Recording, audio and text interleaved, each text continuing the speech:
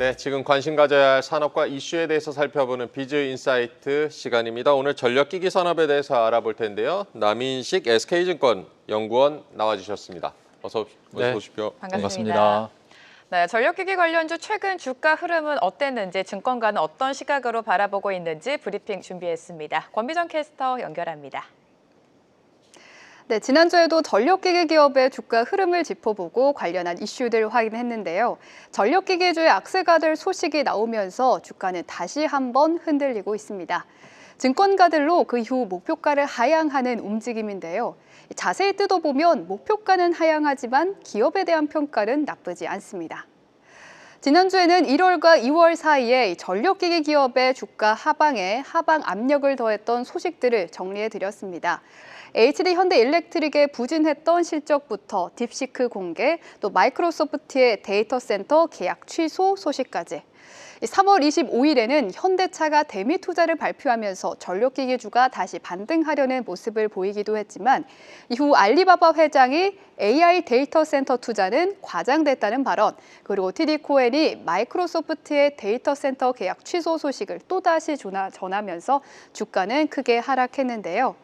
다시 한번 불거진 AI 데이터 센터 수요 축소 우려에 전력기기주는 다시 한 번 더 크게 흔들리는 모습이었습니다. 이런 주가 하락이 계속되자 최근 LS 일렉트릭 또 HD 현대 일렉트릭에 대한 목표가가 점차 낮아지고 있습니다. 하지만 목표가를 하향해도 장기적인 측면에서는 상당히 긍정적인 내용들을 확인할 수 있었는데요. 우선 LS증권이 LS 일렉트릭에 내놓은 리포트 먼저 살펴보시죠. 28일에 발표가 됐습니다. 지난주 금요일에 발표가 된 리포트인데요. 목표가는 28만 원으로 하향을 했습니다. 내용을 뜯어보면요. 1분기 실적은 컨센서스를 하회할 것이다 이야기를 했습니다. 미국 시장에서 배전 제품이 작년부터 계속 감소됐기 때문이고요. 하지만 2분기부터는 실적이 강하게 반등을 할 거고 또 지난주에도 짚어드린 내용이었죠. 미국 빅테크향 배전반 수주가 하반기에 반영이 되면서 실적은 상당히 강한 상저하고를 나타낼 것이다 전망을 했습니다. 그러면서 지금의 조정폭은 과도하다면서 보편 관세 불확실성이 해소되면 매수 타이밍에 대한 모색이 필요하다 이렇게 이야기를 했는데요. 같은 날 신한투자증권도 HD 현대일렉트릭에 대해서 목표가를 48만 원으로 낮췄습니다. 하지만 여기도 내용이 나쁘지만은 않습니다. 우선 1분기 실적, 4분기에 이연 물량이 반영되면서 서프라이즈를 전망을 했고요. 또 25년 전체 실적도 캐파 증설에 따라 수주 목표량 38억 달러를 초과해서 42억 달러를 전망했습니다. 특히 최근 우려가 있었던 데이터 센터 수요 변동에 대해서는 단기 수요 변동으로 초과압 전력기기 영향은 미미할 것이다 평가를 했고요. 또 최근 이슈들로 중장기 성장률이 둔화됐다라고 판단하기에는 이르다라고도 이야기를 했습니다. 또 전력기기 부족한 상황에서 관세 압박은 어려울 것이다 이야기를 하면서 최근 이슈가 됐던 관세에 대한 이야기도 분석도 해주었는데요. 과연 지금의 주가 하락이 우리에게 또다시 기회를 주는 것인지 아니면 지금은 매도하고 또 다른 매수 타이밍을 확인을 해봐야 될지 자세한 이야기 들어보시죠. 네, 브리핑 보고 오셨고요. 계속해서 좀 더 깊은 얘기로 들어가 보겠습니다. 연구원님, 최근에 계속되는 AI 붐으로 이제 초호황기를 기대를 했었는데 전력기기 산업이요. 3월 들어서 이제 조금 주춤하는 모양새도 나오고 지금 최근에 이제 조정 이유 어떻게 보고 계십니까? 그래서 주가 흐름이랑 밸류에이션 레벨 이렇게 좀 흐름으로 설명을 드리고 싶어요. 작년에 AI 인프라로 전력기기 주가들이 묶이면서 기대를 한 몸으로 받았죠. 그래서 밸류에이션이 PER 22배까지 올라갔었습니다.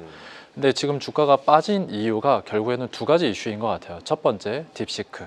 두 번째, 마이크로소프트 이슈가 있겠죠. 그래서 마이크로소프트가 최근에 2기가와트의 데이터 센터 투자 철회를 발표를 했습니다.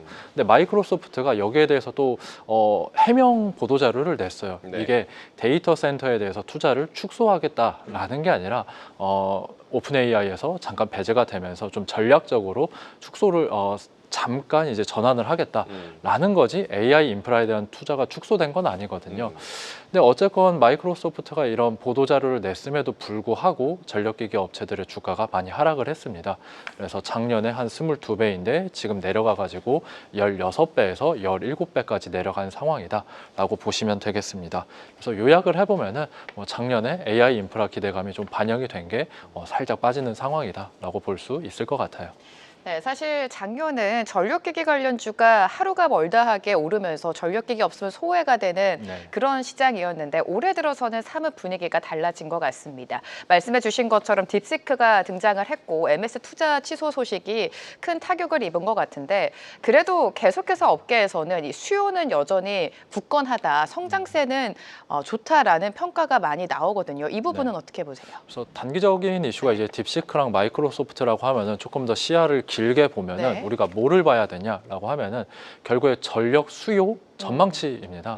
전력 수요가 증가하게 되면은 미국의 유틸리티 회사들이 더 캐펙스를 투자를 할 테고 그것이 이제 한국의 변압기 업체들의 주가로 주가, 뭐 실적 이렇게 연결이 될 수가 있거든요. 그러면은 미국의 전력 수요가 어떻냐, 전망치가 어떻냐라고 하면은 네. 계속해서 상향이 되고 있습니다. 참고로 미국이 지난 20년 동안 전력 수요가 평탄했어요. 네. 성장하지는 않았습니다. 왜냐하면은 한국이나 대만에 중국 이렇게 공장을 다 이전을 했다 보니까 전력 수요가 성장할 일이 없었겠죠. 근데 작년 하반기 때부터 미국의 다양한 전력청들이 좀 분위기는 다르기는 한데 전력 수요 전망치를 잇따라 상향하기 시작했습니다. 가장 강한 곳이 텍사스인데 텍사스의 에르카시라고 에너지 전력청이라고 이해를 해주시면 될 것 같아요. 그들이 발표하는 전력 수요 전망치를 보면은 연평균 6% 성장할 거다. 과거에는 거의 한 0.5%밖에 성장을 안 했는데 앞으로는 6% 성장할 거다라고 전망치를 내놓고 있습니다. 여기에 맞춰가지고 미국의 유틸리티 회사들의 캐펙스 규모가 커지고 있는 것이죠. 그래서 단기적으로는 주가 센티먼트 하락은 피할 수는 없지만 장기적으로 봤었을 때는 이번 사이클이 그럼 끝났냐라고 하면 그렇지는 않다라고 말씀드리고 싶습니다. 네, 말씀하신 대로 그 미국의 이제 전력망이 이제 노후화가 되면서 교체 수요가 커지고 있고 국내 이제 변압기 수출도 굉장히 늘어나고 있다고 하는데 관세 리스크도 있고 지금 전력기기 이제 수출과 관련해서는 어떻게 전망하고 계십니까? 그래서 관세 이슈가 가장 이제 변압기 산업에서 중요한 이벤트가 될 것 네. 같은데요. 이 트럼프 1기 때 한번 변압기에 대해서 관세를 때린 적이 있습니다. 그때랑 지금이랑 이제 비교를 해야 되는데 상황은 좀 많이 달라요. 지난번에는 변압기 사이클 자체가 다운 사이클이었습니다. 네. 그리고 미국 입장에서는 한국의 대체 국가가 있었어요. 중국산 변압기를 사용하면 됐었는데 지금은 그렇지는 않습니다. 지금 변압기 쇼티지 상황이라서 네. 변압기 업체들이 어떻게 보면 갑이고요. 좀 더 협상력이 강합니다. 그리고 이제는 미국이 중국산 변압기 사용을 못해요. 네. 왜냐하면 안보 이슈 때문에 중국산 변압기 전기 강판 사용하지 말자라고 해가지고 중국의 마켓 쉐어가 이제 빠졌거든요. 그래서 지금 보시는 변압기 수출 단가 이렇게 보시는 것처럼 네. 계속해서 올라가는 게 한국의 변압기 업체들의 가격 협상력이 강하다라는 걸 이제 반증을 할 수가 있겠죠. 그리고 트럼프 2기에서는 지금 에너지 가격에 대해서 굉장히 예민하게 반응을 하고 있습니다. 네. 공약에서도 있었죠. 미국은 저렴한 전기, 저렴한 에너지를 사용을 해야 된다라고 트럼프 본인이 강조를 했는데 변압기의 관세를 때려서 인프라 투자 비용을 올리고 전기 요금 또는 에너지 비용을 올릴 거냐라고 하면은 사실 쉽지는 않습니다. 그래서 요약을 해보면은 이 변압기 관세가 어떻게 될 거냐 좀 예측하기에는 쉽지는 않지만 트럼프가 1기 때처럼 강하게 때릴 가능성은 네. 낮다라고 생각하고 있습니다. 네, 이런 가운데 최근 국회에서는 에너지 3법을 통과시켰습니다. 에너지 3법이 구체적으로 어떤 거고 특히 어느 산업에 가장 큰 영향을 줄지 많은 투자자분들이 궁금해 하시거든요. 네. 네. 그래서 에너지 3법이 이제 전력망 특별법, 해상풍력 특별법, 그리고 방패장 특별법 이렇게 3종을 묶어가지고 네. 에너지 3법이라고 합니다. 네. 근데 이 법안들이 지난 국회에서 짧으면 4년, 길면 10년 동안 계류가 됐었는데 이번에 갑자기 통과가 된 거라고 보시면 될 것 같아요. 그래서 결국에는 가장 이제 수혜를 보는 산업은 이제 수력망 관련된 전력기기 업체들의 수혜를 볼 것 같고, 그 다음에 해상풍력 업체들 종목으로 치면은 SK 이터닉스 또는 대명에너지가 이제 수혜를 볼 걸로 생각을 합니다. 그러면 이 에너지 3법이 국회에서 계류가 됐는데 죄송합니다. 네. 계류가 됐는데 왜 이렇게 갑자기 통과가 됐냐라고 하면은 한국 역시도 전력 수요가 증가하고 있습니다. 그래서 산업부에서는 매 2년마다 11차 전력 수급 기본 계획을 내놓는데, 지금 차트에서 보시는 것처럼 10차, 11차, 이번에 내놓은 게 11차 전력 수급 기본 계획인데 전력 수요 전망치 상향되고 있습니다. 한국 역시도 뭐 AI, 뭐 데이터 센터에서 전력 사용 많이 할 걸로 내다보고 있고, 가장 중요한 용인 반도체 클러스터에 전력을 공급하기 위해서 네. 이렇게 전력 수요 전망치가 지금 올라가고 있다라고 보시면 됩니다. 그래서 용인 반도체 클러스터가 지금 SK 하이닉스가 들어갈 예정인데, 이게 다 건설이 되면은 한 네. 전력 수요가 10기가와트 정도 더 증가를 합니다. 작년 한국의 피크 전력 수요가 약 100기가와트니까 이것만으로도 10%가 올라가는 효과이고, 원자력 발전소가 한 7기 정도 필요한 상황인 거죠.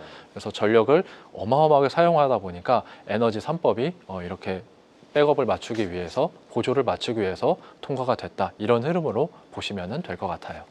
네, 국내 전력 수요도 굉장히 폭발적으로 늘어나고 있다는 점을 짚어주셨고요. 전력기기 산업 내에서 이제 가장 주목하고 있는 기술로 초고압 직류 송전, HVDC라고 하던데요. 이 HVDC가 어떤 기술이고 왜 지금 주목을 하고 있는 건지도 설명을 부탁드릴까요?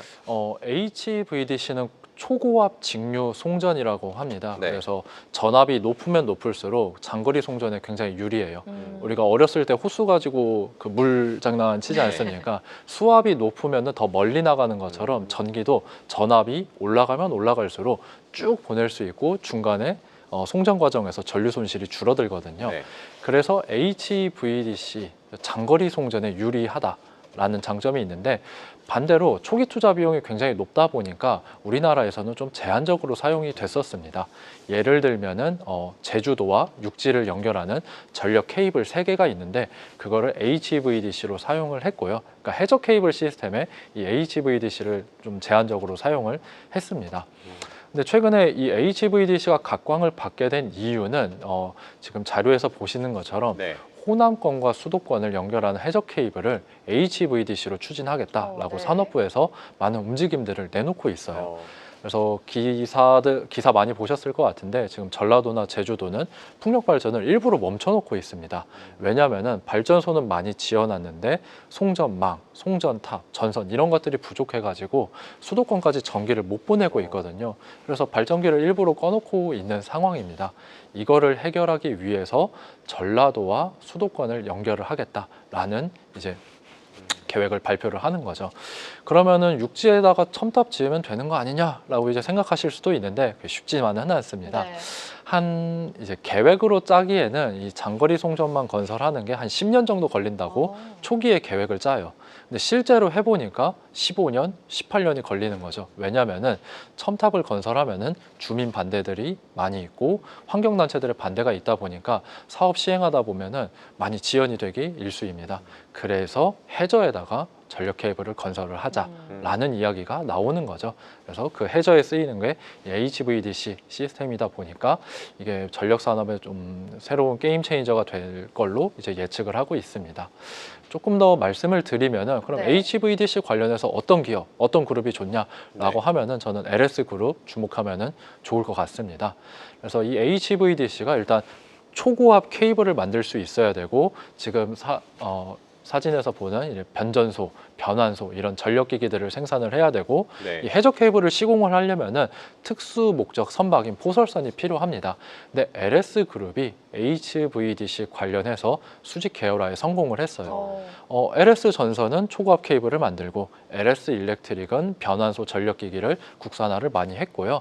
마지막으로 LS 마린 솔루션이 포설선을 운용을 합니다. 그러니까 제조부터 시공, 유지 보수까지 LS 그룹 내에서 다 하고 있다 보니까 사실 한국에서 HVDC 한다고 하면은 LS 그룹 말고는 다른 선택지가 많이 네. 없습니다. 지금 산업의 게임 체인저로 불리고 있는 HVDC 장거리 송전에 유리하고 국내 안에서 기업을 찾자면 LS그룹이 좀 유일하다라는 말씀을 해주셨습니다. 지금 HVDC도 그렇고 앞서서 에너지 3법에 대해서도 짚어주셨는데 전력기기랑 해상풍력 이쪽 섹터가 가장 큰 수혜를 받을 것이다라고 말씀해 주시지 않았습니까? 네. 더 세부적으로 들어가서 종목이 있다면 어떤 게 있을까요? 그래서 해상풍력 관련해서 종목을 조금 더 압축할 수 있을 것 네. 같은데요. 일단 종목으로 주목하고 있는 거는 SK 이터닉스 그리고 대명에너지를 주목을 하고 있습니다. 일단 해상풍력 특별법의 내용이 뭐냐라고 하면은 인허가를 단순하게 하겠다라는 겁니다. 인허가 원스톱 을 하겠다라는 건데 지금 한국에서 해상풍력 많이 도입을 하겠다라고 발표도 하고 많은 정책적인 보조도 해주고 있지만 네. 실제로 사업하시는 분들 이야기 들어보면은 인허가 받다가 사업이 엎어지는 경우들이 많습니다. 그래서 한 30개 정도의 인허가를 통과를 해야 되고 이 인허가를 담당하는 부처들도 제각각입니다. 환경부 갔다가 산업부 갔다가 국방부 갔다가 하다 보니까 인허가 받다가 중간에 사업이 취소되거나 지연되거나 하는 경우들이 많거든요. 그래서 해상풍력 특별법에서는 이런 거 어렵게 하지 말고 원스톱으로 하고 주무부처를 하나 딱 정하자라고 이렇게 발표를 한 겁니다. 그러면은 이제 SK 이터닉스랑 대명에너지가 무슨 일을 하냐, 어떤 비즈니스를 하냐라고 하면은 이런 해상풍력 발전 단지들 개발업을 하고 있습니다. 입지를 이제 선정을 하고 IRR 수익성을 계산을 하고 실제로 사업을 시행을 하는 디벨로퍼 역할을 하고 있거든요. 그동안 사업 파이프라인들을 많이 개발을 해놨는데 인허가 때문에 속도가 나지 않았습니다. 근데 앞으로는 이 속도가 많이 붙으면서 수주 잔고 매출액이 급격하게 올라갈 수가 있겠죠. 그래서 이 에너지 3법 네. 관련해서는 지금 두 종목 SK 이터닉스 대명에너지가 가장 수혜를 볼 걸로 기대하고 있습니다. 네, 에너지 3법에 대해서는 해상 풍력을 집중해야 되고 종목으로는 SK 이터닉스와 대명에너지 계속해서 강조해주고 계십니다. 많은 투자자분들이 사실 전력기기 관련주를 제일 궁금해하시는 것 같아요. 국내 네. 빅3의 전력기기 관련주 최근에 왜 가파른 하락이 나왔는지 서두에 좀 짚어주셨는데 이 조정을 매수의 기회로 삼아야 되는 거 아닌가 이런 생각하시는 분들이 굉장히 많거든요. 네. 네. 굉장히 많이 받는 질문입니다. 네. 이제 주가가 좀 하락을 했으니까 좀 예전에는 많이 비쌌거든요. 예전에 그래서 너무 잘 갔던 기억이 있어서. 네, 그래가지고 이번에 또 사면은 다시 수익을 낼 수 있는 거 아니냐라고 이제 질문을 많이 주시는데 조금 더 기다려야 될 것 같습니다. 물론 이제 앞서 말씀드렸던 것처럼 미국의 전력 수요 전망치가 올라가는 상황에서 사이클은 계속되는 거는 맞아요. 근데 지금 PER로 측정이 되는 시장 센티먼트가 너무 좋지가 않습니다. 그래서 단기적으로는 좀 투자 심리가 많이 악화된 상황이라서 약간 밸류에이션 하락폭이 심화될 것 같다. 아직은 조금 하락폭이 남아있지 않나라고 생각하고 있습니다. 제가 이런 말을 드리는 게 미국의 AI 인프라 네. 관련된 전력기기 업체들의 주가가 많이 기대감이 빠졌어요. 근데 아직 한국 업체들까지 100% 그만큼 미국 업체들이 빠진 만큼 전이가 되지는 않았습니다. 천천히 이제 아마 전이가 될 가능성이 높아 보이는 상황에서는 조금만 더 기다려 보자라고 말씀드리고 싶습니다. 끝으로 이제 전력기기 섹터 내 토픽. 뭐 예전에 이제 일진전기를 꼽아주셨던 걸로 기억을 하는데 네. 지금 뭐 똑같이 일진전기를 보고 계시는지 또 투자 포인트도 짚어주실까요? 네, 뭐 토픽은 변함없이 일진전기 제시를 드리고 있습니다. 그래서 지금 변압기 업체들이 2024년 말부터, 그러니까 전체 산업 전반적으로 봤었을 때 2024년 말부터 공급 증설 계획을 많이 발표를 했습니다. 네. 실제로 유형 자산도 많이 증가를 했고요. 근데 일진전기 같은 경우에는 특이하게 조금 더 선행해서 투자 결정을 내려줬어요.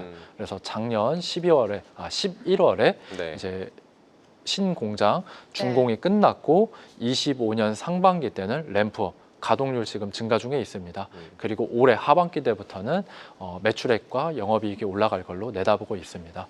그래서 일진전기 같은 경우에는 캐펙스 증설을 빠르게 내려서 올해 가파른 실적 성장이 예상된다. 이렇게 요약을 드릴 수 있을 것 같습니다. 네, 이제 곧 1분기 이제 실적 시즌도 다가올 텐데 네. 전력기기 그 업체들, 기업들 전반적인 이제 실적 흐름은 어떻게 전망하고 계십니까?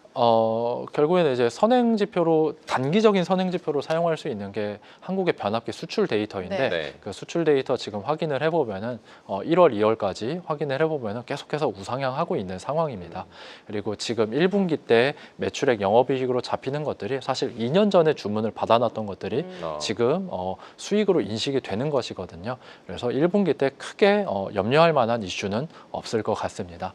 다만 이 HD 현대일렉트릭 같은 경우에는 4분기 때 어닝 쇼크가 발생을 했었거든요. 네. 근데 매출액 이연이 4분기 때 발생을 했는데 그게 올해 상반기에 들어올지 하반기에 들어올지 그거를 조금 면밀하게 보시면 좋을 것 같습니다.